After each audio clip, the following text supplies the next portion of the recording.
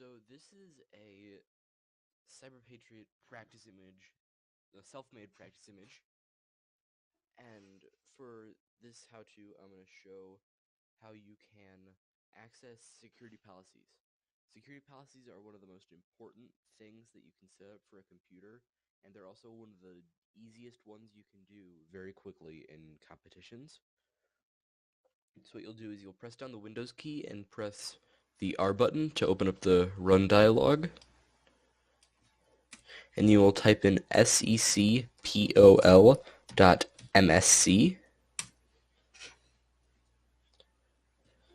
That stands for Security Policies. As a Microsoft file, it will open up this. If you go into Account Policies, there will be something called Password Policies. Now, these are the standard Microsoft recommended things that do not normally come on the computer, but that you should activate because they can secure your computer even more, especially when there are multiple users on your computer that could have different passwords. Now, what this does, enforce password history, that means your computer will remember your past 5 passwords since you've changed them, your maximum password age and your minimum password age. That means that you can change your password one day after creating it for the minimum, and then you have to change your password 90 days after creating. Minimum password length, 8 characters, that's pretty self-explanatory. And then password must meet complexity requirements. If you have this disabled, all of these 4 above ones do not matter at all, except for the password history one. So, if you don't enable this, these 3 don't matter. There's no point in you setting them. Next, account lockout policy. So with account lockout policy, this means basically when you mess up your login 5 times, it will lock out your account for 30 minutes, and these 5 login fails will reset after 30 minutes. That also means that if you mess up your login once and then log in, and then 10 minutes later you mess it up 4 times in a row, you're still locked out for that 30 minutes.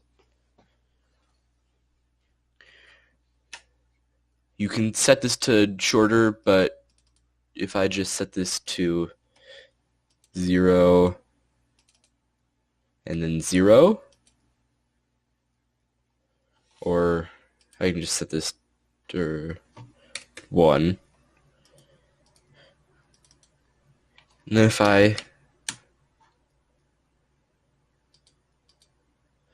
so these are now not applicable. That means that since there's no threshold, it can't be done. So you can set this to whatever you want. 5 is recommended.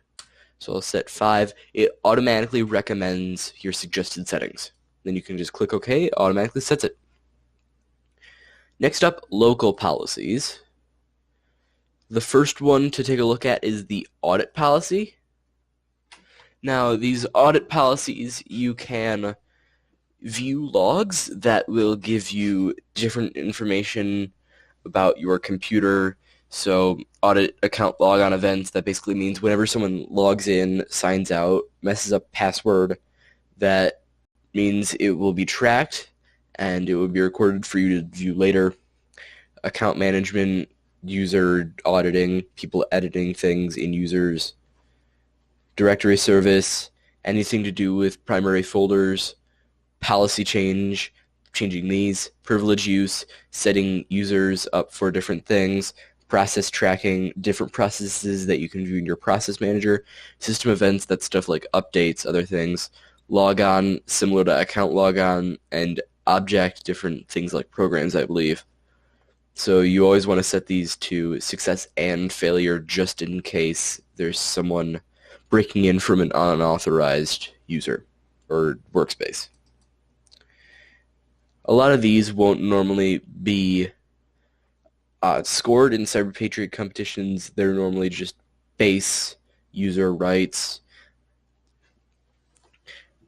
Now, security options. These are some big ones that you can set up like renaming administrator stuff.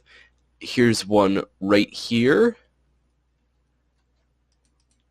called guest account status. That basically means that when your guest account is enabled, anyone can just select guest account, no password, log into your computer, do mostly whatever they want. This should always be disabled unless it's allowed in the README file for your competition. Next, until you see interactive logon, this is another one that CyberPatriot has you do in a lot of their practice images. Do not require Control-Delete. This basically means that when you're logging in, before you type in your username and password, you have to hold down Control-Delete. A lot of schools do this for their computers, and it's just a normal security policy that a lot of people have on for workplace environment computers.